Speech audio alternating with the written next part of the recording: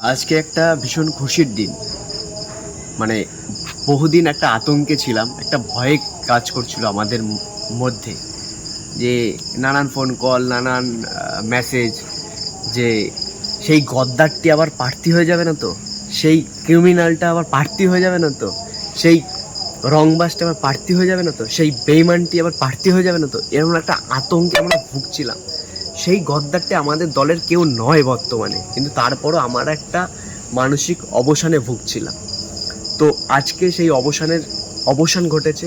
আমাদের রানাঘাট দক্ষিণ বিধানসভার প্রার্থী ঘোষণা হয়ে গেছে ইতিমধ্যেই।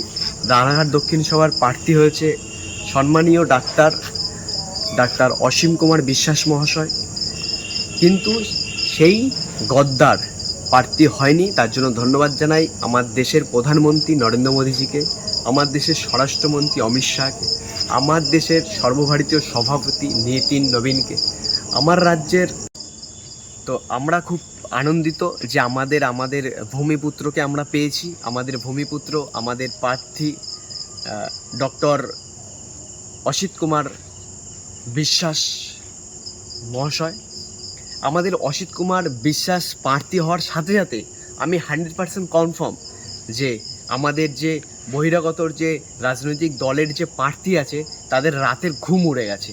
আর আমি এটাও কনফার্ম যে আমাদের ভূমিপুত্র প্রার্থী হওয়ার সাথে সাথে এটাও আমি বলে রাখি, আজকে মিলিয়ে নেবেন এবং এই ভিডিওটি দেখার সাথে সাথে আপনারা খাতা কলমে লিখে রাখবেন যে মিনিমাম তৃণমূল কংগ্রেস 50,000 ভোটে হারতে চলেছে এই বিধানসভা থেকে।